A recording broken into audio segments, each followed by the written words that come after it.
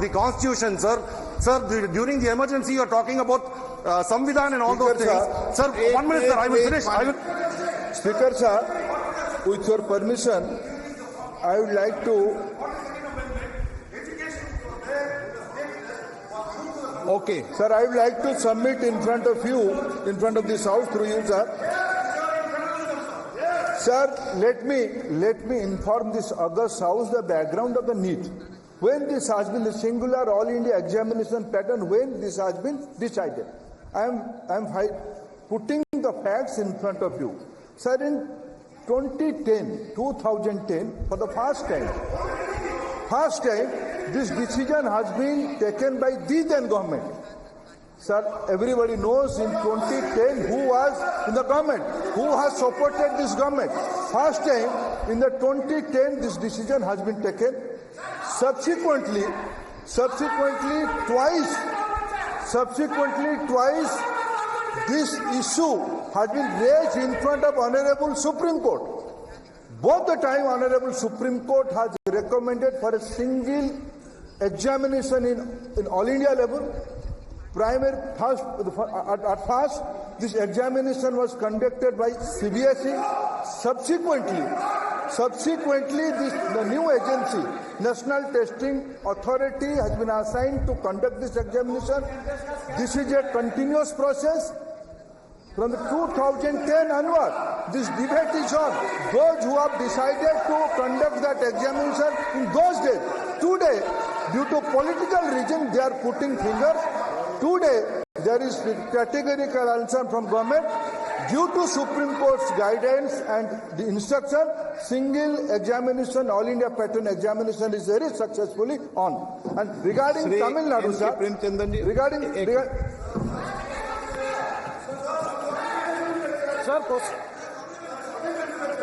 Sir, question number 16. Sir. No, how can it? Same. No.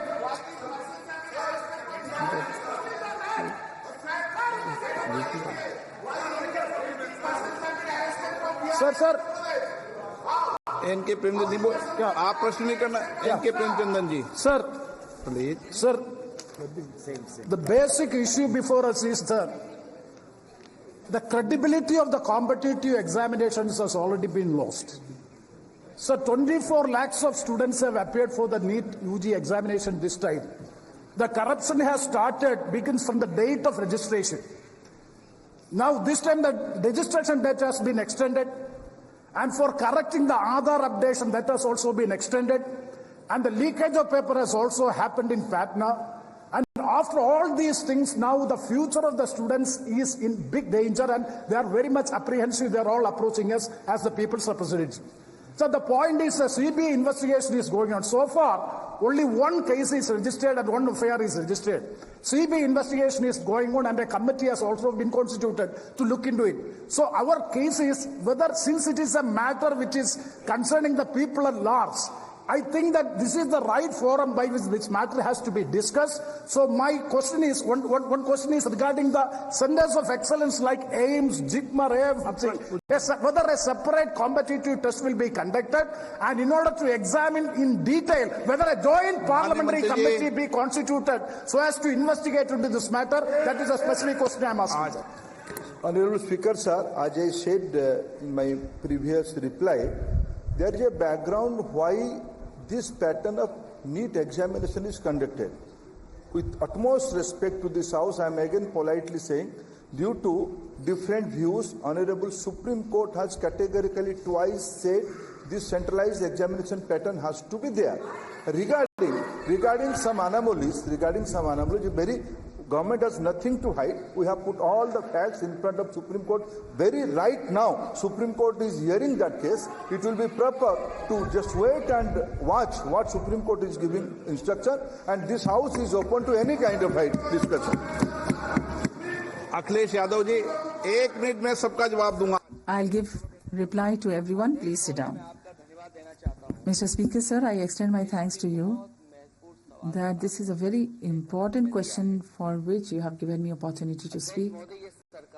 Mr. Speaker, the government is going to make a record in the leakage of papers. If account में नहीं जाना है कि कब कैसे किस संस्था को बनाया गया है। पूरे देश के छात्र इस पे आंदोलित थे। लगातार अखबार और सीबीआई की जांच के बाद चीजें सामने आ रही हैं, लोग पकड़े जा रहे हैं, जेल भेजे जा रहे हैं। मैं अध्यक्ष महोदय आपके माध्यम से पूछना चाहता हूं मंत्री जी से, क्या सेंटर वाइज जिन बच्चों को सबसे ज्यादा नंबर मिले हैं, क्या उसकी सूची जारी करेंगे? 30,000 सीटें जहां हैं, कई सेंटर अध्यक्ष महोदय ऐसे हैं जहां 2,000, 2,500 बच्चे पास हो गए हैं। सरकारी सीटें 30,000 हैं, कई सेंटर में 2,000 से ज्यादा पास हो गए। कई प्रदेश के ऐसी जगह है जहां पर कुछ सेंटर से 600 से 650 से ज्यादा सबसे ज्यादा नंबर हैं। और अगर वो संस्था इतनी क्रेडिबल थी तो अध्यक्ष महोदय जिन सेंटर्स पे ये परीक्षा हुई उन सेंटर्स का इंफ्रास्ट्रक्चर क्या था? क्या मंत्री जी ने जानकारी की थी इस बात की? अध्यक्ष महोदय, मेरे आपके माध्यम से एक ही निवेदन है कि बिना ये मंत्री जी रहेंगे तो न्याय नहीं मिलेगा बच्चों को। अध्यक्ष महोदय, आदरणीय अखिलेश जी की प्रश्न का मैं विनम्रता से उत्तर देना चाहूंगा कि अभी सुप्रीम कोर्ट में जो चल रहा है केस, सुप्रीम कोर्ट ने ऑर्डर दिया पूरा विद्यार्थियों की सूची को वेबसाइट में उपलब्ध करा दो। सब पिछले 3 दिन से देश भर की सारे विद्यार्थियों की लिस्ट पब्लिक डोमेन में उपलब्ध है।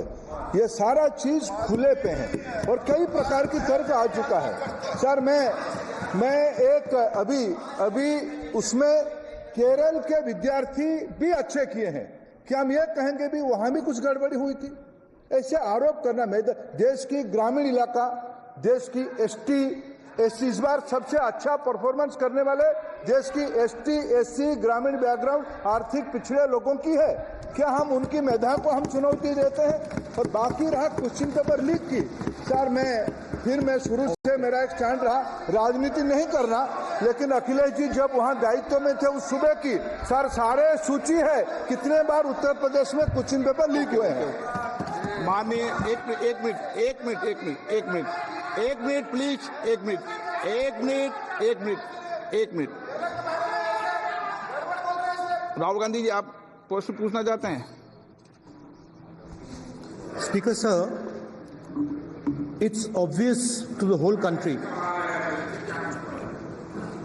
It's obvious to the whole country that there is a very serious problem in our examination system. This is not just a question of NEET, it is in all the major examinations. Now, the minister has blamed everybody except himself. Right? I don't even think he understands the fundamentals of what is going on here. आप प्रश्न क्या है आपका? आ रहा हूं sir, ये मैं question को सेटअप कर रहा हूं। से प्रश्न पूछते हैं।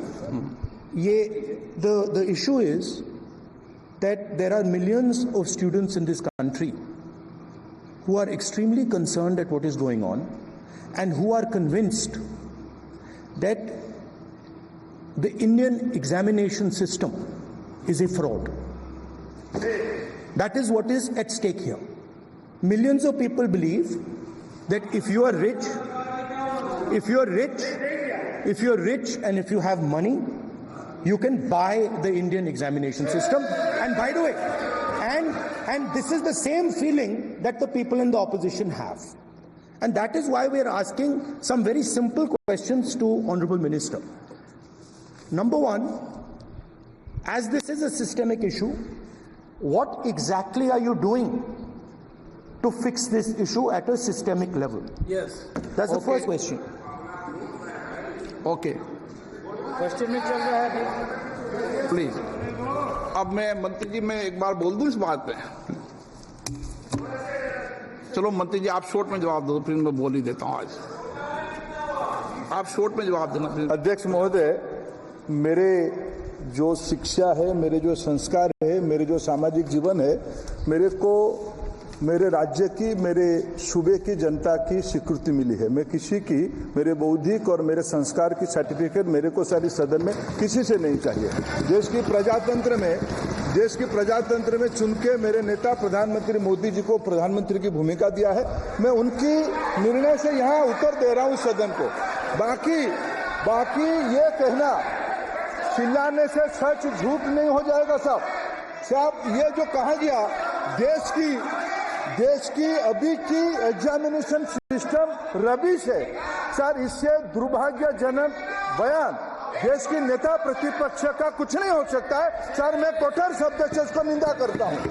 बाकी रहा, मैं सर आपके सामने, आपके माध्यम से देश के सामने सर एक तथ्य रखता हूं सर। जिन्होंने रिमोट से सरकारें चलाई है, 2010 में 3 बिल आया था सर शिक्षा सुधार के लिए। उन्हीं की पार्टी के नेता आदरणीय कपिल सिब्बल साहब 3 बिल लाए थे। उसमें से एक बिल था एजुकेशन, उसमें एक बिल था prohibition of unfair practice bill 2010, जिसकी उद्देश्य एजुकेशन इंस्टीट्यूशन में माल प्रैक्टिस को बंद करना। सर मेरे सरकार की हिम्मत है, अभी हमने पब्लिक एग्जामिनेशन की रेगुलरिटीज में बिल लाए, कानून बनाए। क्या मजबूरी था कांग्रेस पार्टी की, क्या मजबूरी था नेता प्रतिपक्ष की? उन्होंने उस बिल को उल्टा किया, किसकी दबाव में उल्टा किए? क्या निजी मेडिकल कॉलेज की दबाव में, उनकी घूसखोरी की दबाव में उन्होंने उस बिल को उल्टा किया था? सच सुनने की सामने है ये। मैं किसी की विद्वता पे प्रश्न नहीं उठाता हूं, लेकिन सच 2010 में शिक्षा सुधार की बिल उन्हीं की सरकार ने लाया था, दबाव में उन्होंने उल्टा किया। ये हमको प्रश्न पूछते हैं। एक मिनट प्लीज, मैं सबको मौका दिया, सबको एक मिनट माननीय सदस्य, प्लीज 1 मिनट बैठिए। प्लीज बैठिए, आप पहली बार। हाँ 1 minute.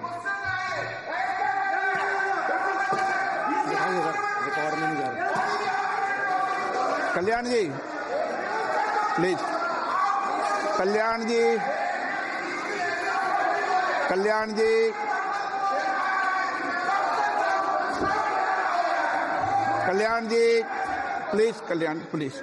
Please 1 minute please, 1 minute सबको मौका दूंगा। 1 मिनट प्लीज, 1 मिनट।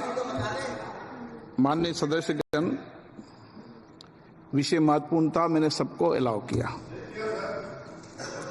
लेकिन एक बार इस सदन के अंदर ये सार्थक चर्चा होनी चाहिए, क्योंकि प्रश्न ये था कि परीक्षाओं के विषय के अंदर, और आप सबको पता है देश में अलग अलग राज्यों के अंदर भी अलग अलग दलों की सरकार रही, और उन अलग दलों की सरकार में आपकी भी सरकार रही, अन्य दलों की सरकार रही।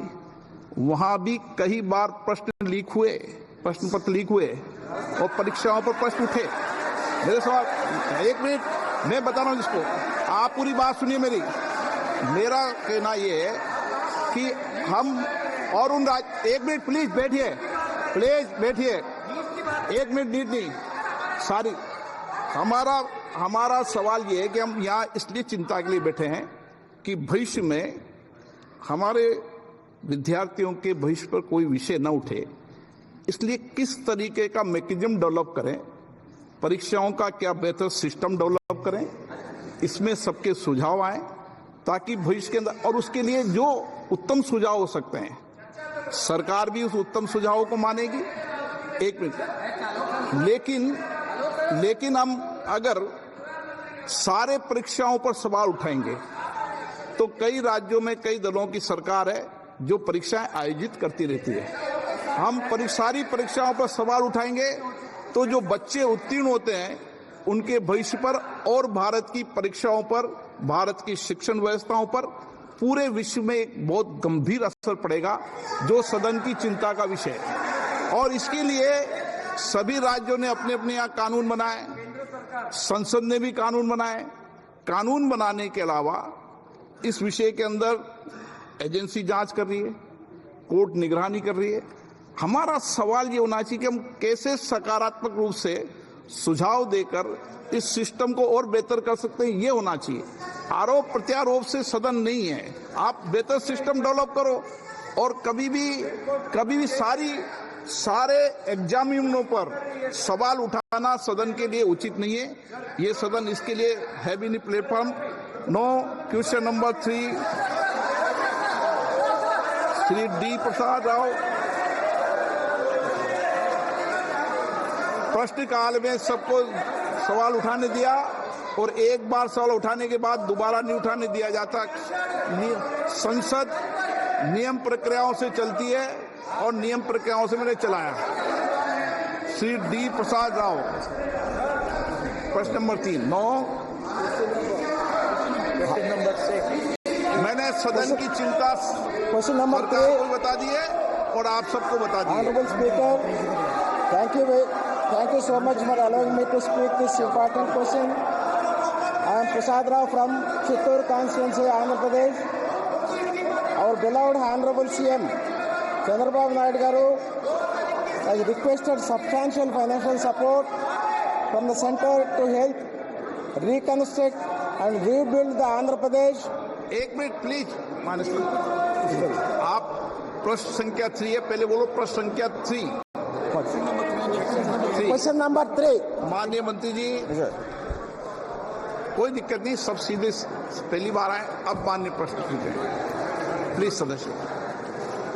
Thank you very much for allowing me to speak this very important question, Honorable Speaker.